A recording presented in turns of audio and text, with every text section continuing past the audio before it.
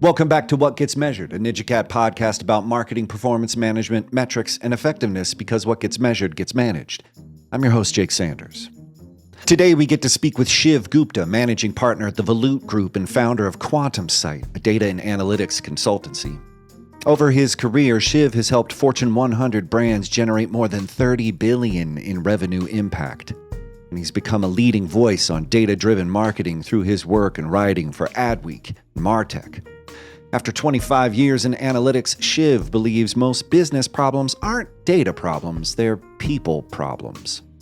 Today we dive into why dashboards should spark questions instead of answers, why the best metrics connect to business outcomes, and how AI is evolving the role of data analytics teams. If you're looking to turn data analysis into better decisions, you don't want to miss this one, so let's go. Shiv Gupta, welcome to What Gets Measured. How are you, sir? I'm doing well. How are you? How's DC? DC is not as muggy as it should be this time of year, so I'm grateful. These small, tiny blessings. Yeah. The weather data don't lie. So we're talking about data analysis before we hit record, sort of about decisions, just in this modern moment. But before we get into all of that, I wanted to just give you a chance to give us a retrospective. You've been in the game, marketing data analysis, for over 25 years. What do you think has changed since the beginning, and what do you think has remained true? I know it's kind of broad, but I just want to see what your experience has to say. Yeah. I know. So a lot has changed. I think at the beginning, analytics was treated as this sort of laboratory on the side that came up with ideas. Potentially, whether those ideas made sense or not was, up to the judgment of the managers who were running, the various projects and campaigns. So from that very nascent stage, now we're at a point where data analytics is pretty much central to every operation that is of any significant volume within a company. So it's been a big change. I think we started off with things such as like just a database, customer database, or an enterprise database. You were sometimes borrowing to do marketing from an enterprise database. You didn't even have a customer database, right? And now you have the evolution of customer databases, then you have the evolution of automation that came in. A lot of marketing technology came with its own separate database that allowed you to really concentrate and focus in on what you needed to do from a marketing perspective. And so, the evolution's been pretty good. And obviously today we're at the evolution where AI is now tacked on top of this to really accelerate things. So it's been an interesting journey. I tell a lot of folks, I started when the term big data was just data. And now the term big data doesn't even matter anymore. I know, it's so pointless. It's so sad because I enjoyed that. I wrote a musical called Big Data Day a couple years ago, and now I'd be interested in seeing it. Oh, well, you'll love it. It's audio drama. So anyway, I'll put a link in the show notes. Everybody wants to know about this musical. No, but it's out of touch. You're like, okay, yeah, big data. One thing you said was interesting is that it starts as a lab, then it's table stakes. Then, because I remember this. I've been in the game for 12 years. So, but, I was sort of in that post big data thing. Like, this is what we need. We already know we need it. Just get it. A database, a third-party database. And then automation shows up with all those platforms. And then there's another database layer. And then AI is tacked on top of this. So I think do you see it now as a stack of database layers, or are you starting to see some sort of flow in between the databases that wasn't possible? Like, is it still sort of apt to say, if it isn't big data, that it is a stack of databases? I don't know why that's interesting to me. I think it is an interesting question, because what it's really leading to is the larger question, which is, are we just stacking databases on top of databases and not making progress, right? So yes, there are more databases. Yes, every platform either will work with your database or your data lake, or will come in with its own native, data solution. Right, integrations, yeah. Exactly. But at the end of the day, I think the challenge comes out to great, you have more data or more segmented data, if you will. Each database is segmented for a different purpose. But at the end of the day, are you making significantly better decisions as a result of it? And I It's think that that's the still a problem, analysis. right? Yeah, I mean that's the thing. So do speak specifically to analysis, not so much the infrastructure that was happening, but the analysis at those stages in the journey from the beginning. It was a laboratory. That analysis maybe was like, oh, you crazy data people with your crazy analysis. And now analysis it has to happen across those databases, or does it just happen in one place? I mean, I'm just like, how has data analysis sort of evolved since the beginning of Yeah. your tenure? So I'd say from an analysis perspective, let's really start to lay out two buckets of analysis, right? You have your repeatable analysis where you've, as an organization, decided this is the type of monthly analysis I need to see, right? Sometimes that's just as simple as KPIs or a family of KPIs that lead to a larger business decision. Love it. Yeah. The other side of it is your deep dives or your ad hoc analysis, right?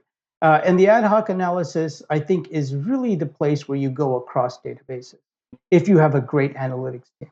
Because what they're doing there is they're asking more and more probing questions. And sometimes the answer doesn't sit inside the platform that generates your dashboard. It sits in another platform. It may sit inside the enterprise database. It may sit inside the POS system. And that team then is able to dig into that. So I don't think any of the advancements done in data management have truly taken the place of what a crack analyst team can actually accomplish when set free to go and just play in the data. Man, it's interesting because I've been, uh, you got your marketing data analysis, you put it in your report, and then you share it with people. And it's interesting because maybe we're looking at a recurring data set, but we're asking deep dive ad hoc questions, which requires another set of analysis. How often do you see people kind of attributing the level of analysis that's required based on those two buckets that you're saying? Because I think everybody wants to take a deep dive on a dashboard, and people maybe look at ad hoc deep dive stuff, which is really interesting, as just sort of a dismissible recurring thing. Maybe can you speak to sort of that sense of data analysis? Did you get my question?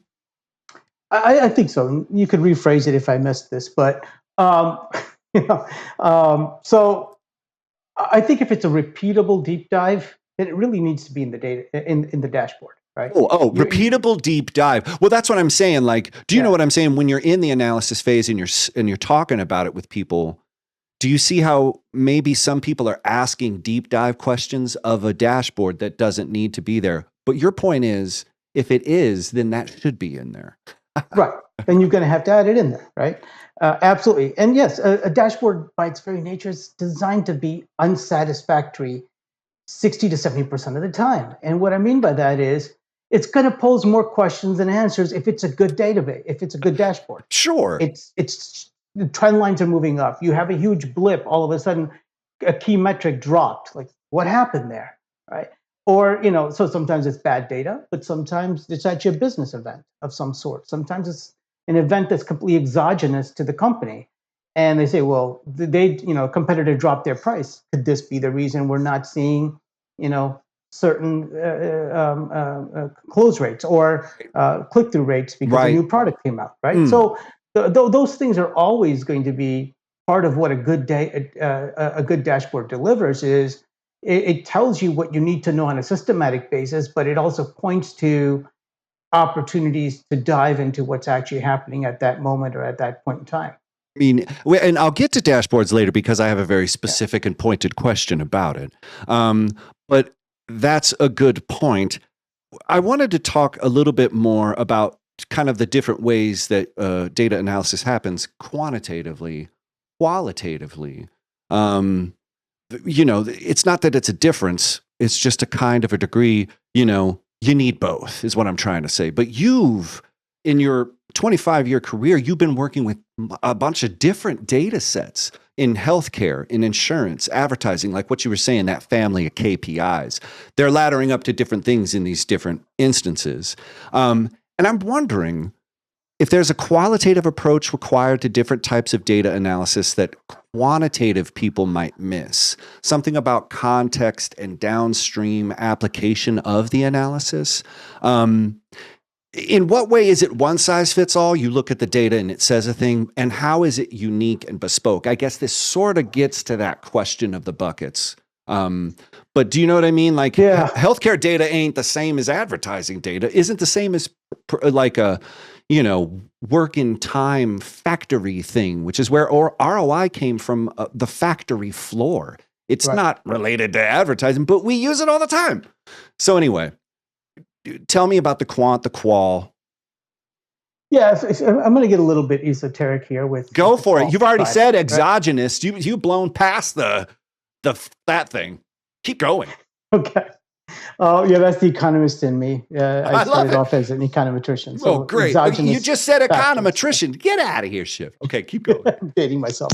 So here's what I'd say about the soft part of it. And it actually goes back to the earlier story you asked about as well, like how these analytics groups got started. They were sort of this, lab, this R&D lab on the side, right? Yeah. Part of the problem was also the people that spoke data didn't understand the business oftentimes. You hired a bunch of statisticians, right? And there was a huge disconnect. Now, over the years, that's resolved itself. I think you have now business experts with analytical chops that have grown over the years, and that's a great evolution. What I think is still missing, and where I find our most interesting challenges come from, is when there's a larger political and organizational context to the data. Because as data has become more accepted, it has actually become a vehicle of political discourse in a company, and a power source. Right? Let's face facts. I didn't mean that as a pun, but facts are helpful when you're trying to make arguments and when you're trying to gather resources. Correct. And really, in essence, the power to do something interesting in an organization. Right. And I think a lot of that is still missing. People don't quite understand the value of data and metrics in helping guide the interpersonal and the political landscape in an organization. And what I mean by this, just give you an example. You could create a dashboard, but that many times you'll see a dashboard. And we should get off of dashboards because there's so much more happening in analytics beyond dashboards. No. Yeah. But for now, we'll stick to the dashboard. Okay. The metrics you choose are they metrics that matter to you, or are they metrics that matter to your audience? Many times I find that marketing organizations will create a wonderful dashboard. Fundamentally, 80% of the dashboard has absolutely no meaning to the other leaders in the organization. The CFO doesn't care about your click-through rates. The CFO doesn't care about which campaign had which conversion. It's irrelevant to them, right? Lifetime value, oftentimes it's not there, but that's probably the greatest way to communicate to a CFO and say, this is the incremental lifetime value we've generated through our campaign. So that part is still very much, I think, misunderstood when it comes to analytics and marketing is the ability to use metrics to speak to the incentives that the person across from you has. And to give them confidence that their needs and their incentives are actually aligned with what you're doing, or what you're doing is aligned with your incentives. It's so, yes, the interpersonal thing is just completely missed because it's business. And when you're at the airport, I made this, observation. They tell you, is it business or is it personal? And so when a lot of people in business make some whack decision, they're like, don't take it personal, man. It's just business. And you're like, okay. So you're sort of encouraged to not be personal, in a way. Like, don't take it personal. It's just business. But then we miss this interpersonal angle of what I think is the 5th P of marketing, The 4 is price, product, promotion, placement. But this 5th Right. is a small p politics. Man, I don't know how to. Sometimes it works. It depends on if the audience, the stakeholders are in a good mood. You know what I mean? And they're like, good stuff here. And you're like, great. And if they're in a bad mood, they don't like anything. You know, and I think that click-through rate is another harsh dashboard truth that marketers have to sort of deliver. Is like, brother, you might like traffic, but what does it mean? And then you're like, well, and then you have to do that work. And I think it's difficult because we're at this stage where it's hard to hand things off or to know what I'm supposed to be doing and to feel like I should be doing more when I should be asking better questions and focusing on how to work the interpersonal relationships, not manipulating things, but what do they want? How do they need to see it? And then how can I work it? So I want to know you, Shiv, you must have had a chance to experience this where you had some data and you got a political win. Can you maybe just, you don't have to name names or anything, but I just want people to give a sense of like, how is that possible? Because have you had that moment where you're like, man, the interpersonal stuff is going bad. I'm going to use this data to sort of create some. Is there an example from your life that you have? Yeah, well, yes, there is several of them. I mean, it's pretty much been the crux of my career. Cough it up because we want those gems. Yeah. Well, I mean, let's. So there's one early on in my career. Actually, we were, working on a project where we were trying to estimate lifetime value for a insurance product. Right? And I think the sales organization never fully grasped the value of lifetime value because they said it's some crazy metric being generated in an analytics department, the corporate side of it. I need to have more policies sold. I need to generate more numbers. Policy revenue. Right. And so we had to sit there and say, okay, we could talk about lifetime value with them, and it'll just be completely over their head, or we could talk about it from the context of retention and the actual value of stability that it's providing for policies under force. So the sales team did care about having enough of a stable book of business, right? If you have people leaving every 6 months or every year, that's problematic. So you translate that into the language that they will understand. So I define to them and say, look, if I can get this type of a segment with this lifetime value, you're going to be able to not have to write as much business to replace this. You'll be able to have a more stable book of business. That resonates. When you start to identify the segments, you can identify the segments and they kind of get it, or you can go right into their book of business, take out 20 customers and say, according to lifetime value, this is going to be your best customer. This is your second, your third. And their sales intuition kicked in. And they said, I never looked at it analytically, but you're absolutely right. That is my best customer. I already know that will be my best customer. I got them because I already had their dad's policy. And therefore, I know that I have that family, right? So what that analytics was showing only made sense and actually was able to deliver momentum when it was translated into the language of what mattered to that team. I'm writing something down because I was like, man, I wish I could rewind this conversation. Incentives blind people's actions and analysis of things from the interpersonal relationship again, which you're just like, who is your best customer? And salespeople would be like, anyone with a pulse. Right. And you're like, well, of course.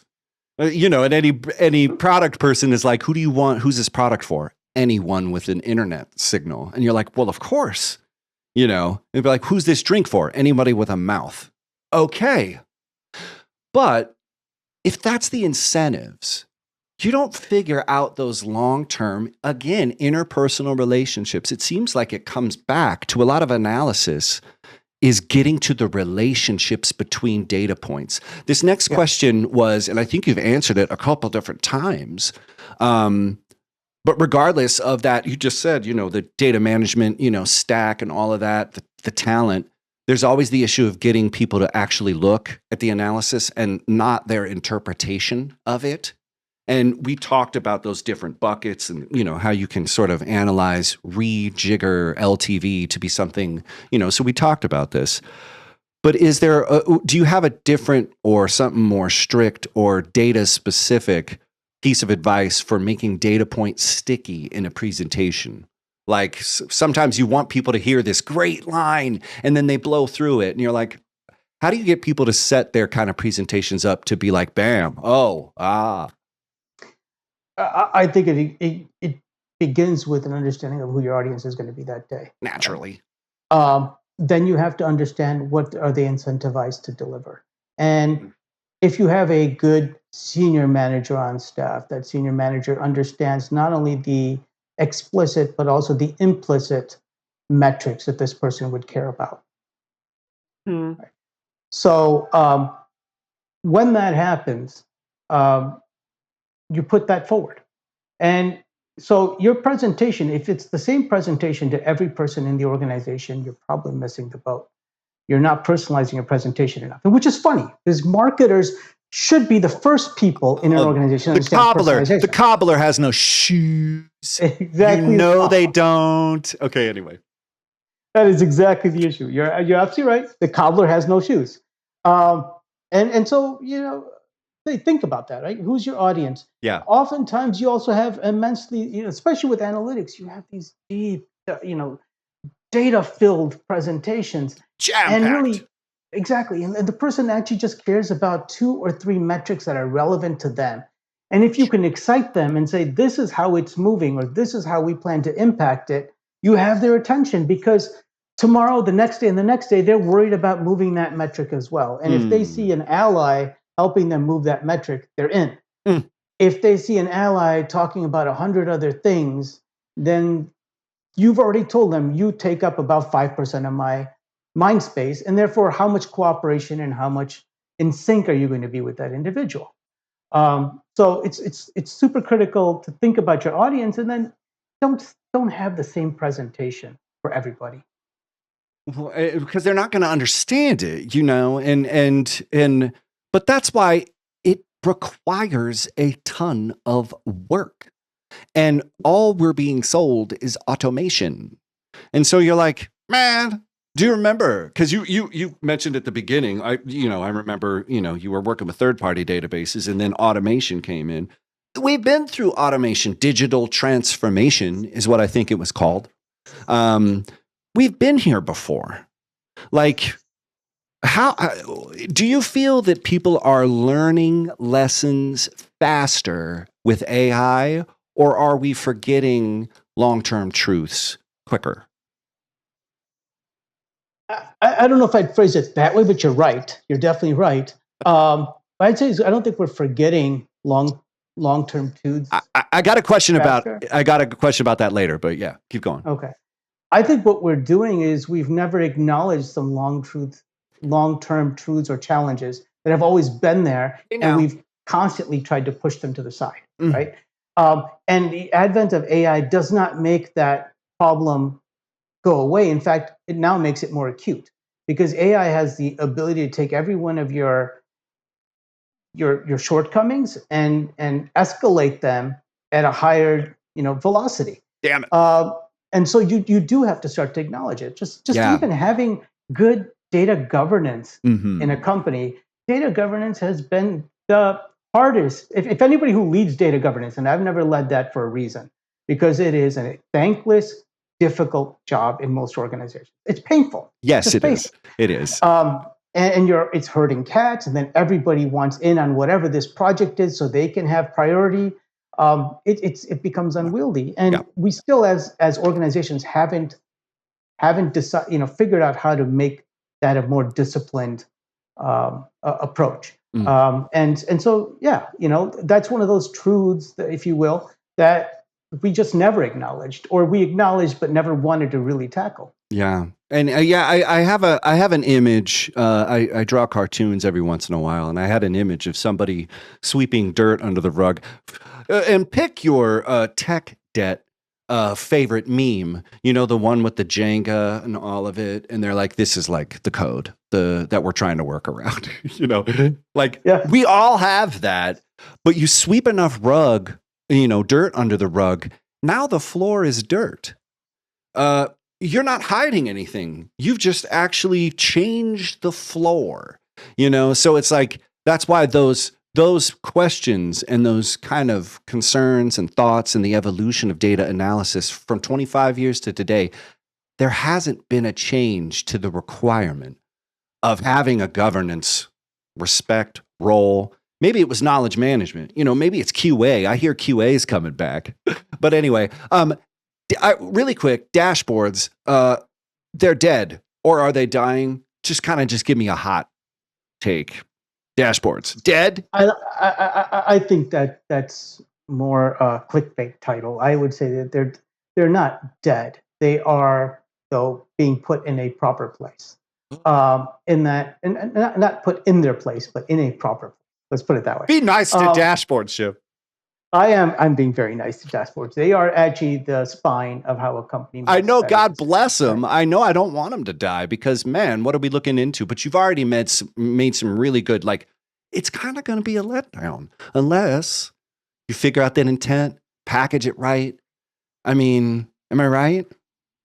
Yeah, but here let's now praise dashboards for a minute. What they do is they offer continuity in a business environment where you are constantly being distracted by a Bad. new opportunity, Yeah.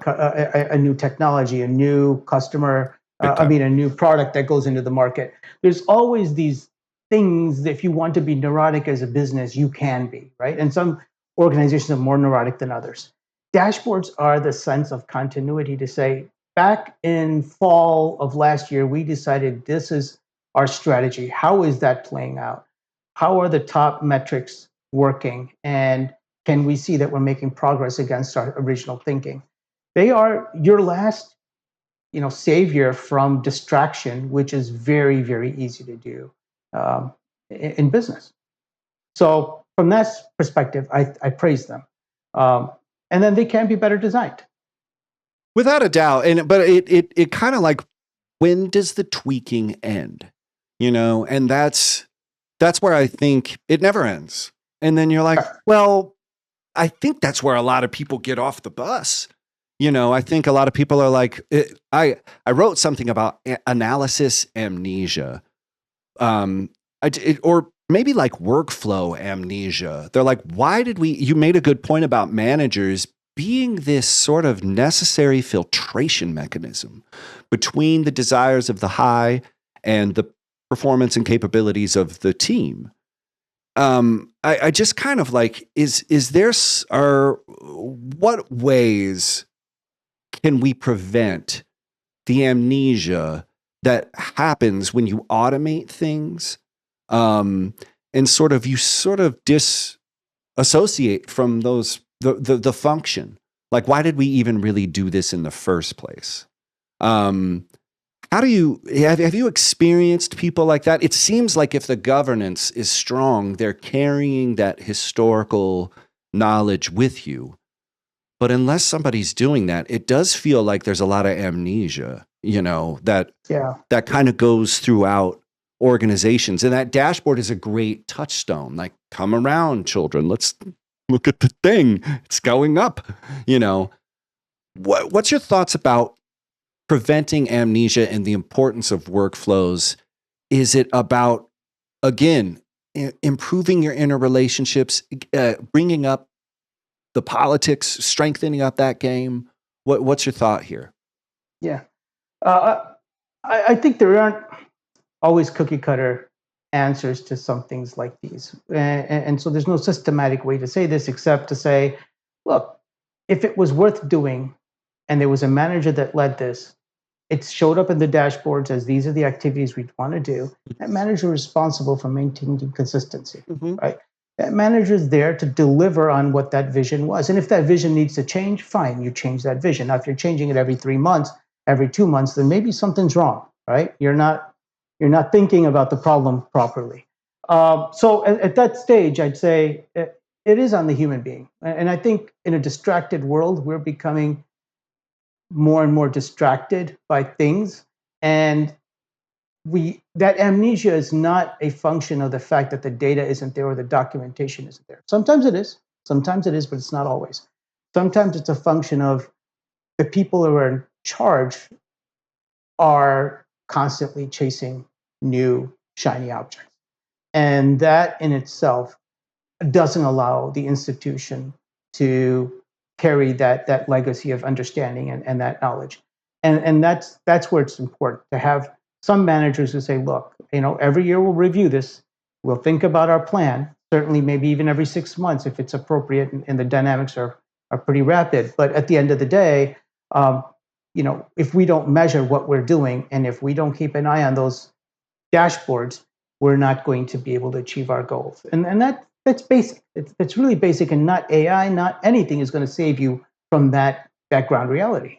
And you're bringing up a good point, man. Like a lot of, we NinjaCat were deep into data governance, deep into AI agents, like threading across unstructured data. I've seen some amazing things happen. Right. I have seen awesome things, but I also understand that at the end of it, it doesn't have anything to do with the software, the data, the tech. It has everything to do with the people and the processes. And that it sucks because you want to sell a technical solution, but it only works when the people have it together, they have their processes together. And that's why I think it's so great that it starts with marketing data analysis, but it ends with a respect for interpersonal relationships, that small p of politics, and realizing that maybe if you're a cobbler, make yourself a pair of shoes and go out there and sell some of this analysis to people and get some buy-in. Man, you said some amazing things, but we got to wrap it up. I want to know if you had to give one piece of advice about marketing data analysis in the age of AI, what would it be? I'd say a job of data analytics has been sort of combined historically. It's going to separate. You're going to either decide to take the path of data governance, or you're going to take the side of being what I call commando analytics. And this is analytics designed where you take the data infrastructure and you use it to answer very sophisticated, complex questions with large organizational implications, right? And I don't think the skill set is going to be the same. So you have to pick a path going forward. Where do you want to be? And I think there's value in both, tremendous value in both, but I do not think it's a skill set that one can have. Some may have both, but mostly I think people have to split. Yeah, well, and it feels like that there's a manager track to the governance. Like if you like sort of organizing teams and sort of seeing the tournament angle and the trees and the respecting the different players, that's a great skill set. But most people are horrible managers. Like, you know what I mean? Like that. God, I've had a couple great managers that I've came across, and most of them just are haplessly in there, hitting on those incentives, hitting on the most present number. Man, I think maybe is that another piece of advice? Is just sort of maybe think right now about what your skill is. Is it more towards analysis or is it more towards management? Do you think, is that a fair assumption to? I think that's a fair assumption as well. Absolutely. You're going to need more sophisticated managers, from a manager perspective. So let's just say one skill, let's say for the managers, think about is because AI is going to democratize the access to data and information, what you need to now be able to do is to be able to manage and convey that information, the implications of that information at a higher plane. So it's you no longer your moat around your relevance is no longer access to the data and having a data team that can answer those questions. It is now being able to understand how this impacts the organization because you understand the data and where it came from. You understand the lineage of that data, what the implications are, how much you can actually do with that data and where you might be overstepping because the data isn't really set up to measure that outcome or that bit of information or insight.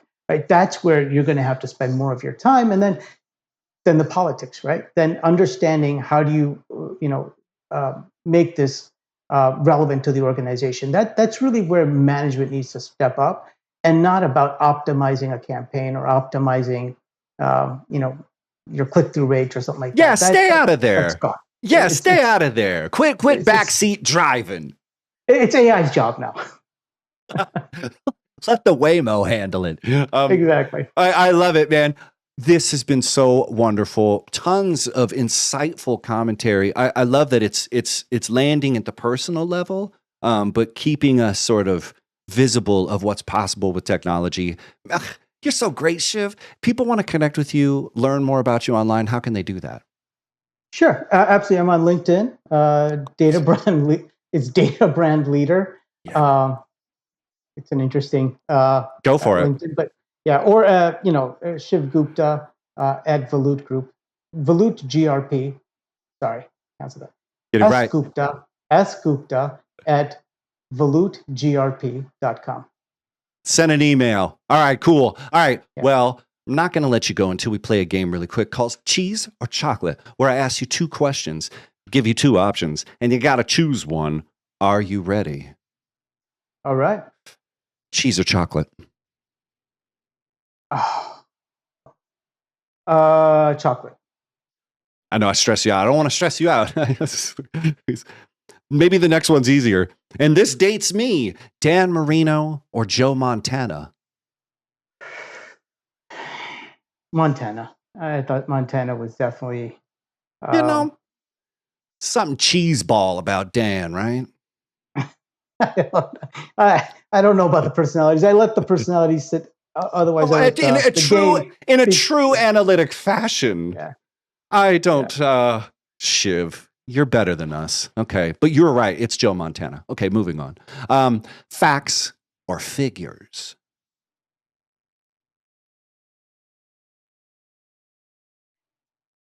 Figures. You had to think.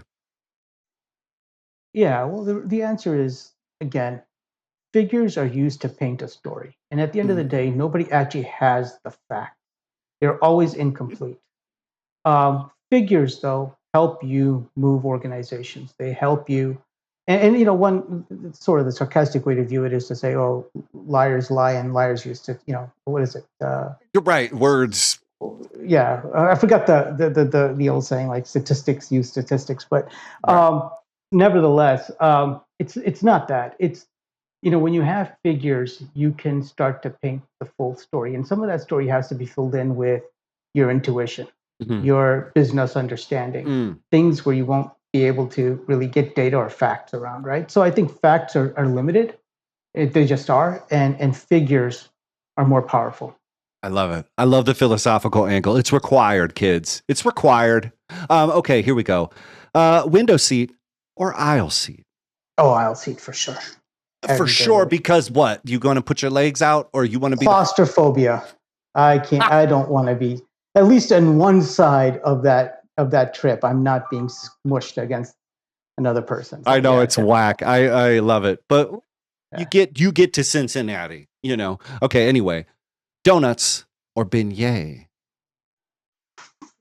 I can't tell the difference between a good donut, not a mass product, Not a crazy donut. These crazy right. donuts that have bacon on them now. Yeah, or even these mass produced donuts are one thing. But if you go to a proper bakery where they're do that, I know people from Louisiana are going to get ticked, but I can't tell the great, well-made donut and a beignet. Oh man. Well, one of them's going to be covered in powdered sugar. Both of them can be. Let's not fight. We've done so well, Shiv. Oh, we got into a horrible fight about donuts at the end of this one. It went so well. This was our red line. Who knew when we started this? This was going to be the red line. I should have sent the disclaimer ahead of time. Why did I ask him the donut question? It'll teach you to ask provocative questions like that. I mean, come on. There's a third rail, bro. I'm sorry. Everyone's like, Jesus, have some decency. Okay. Anyway, moving on. Last question. Robes, are they necessary or are they useless? It depends on where you are. If you're in public, wear a robe.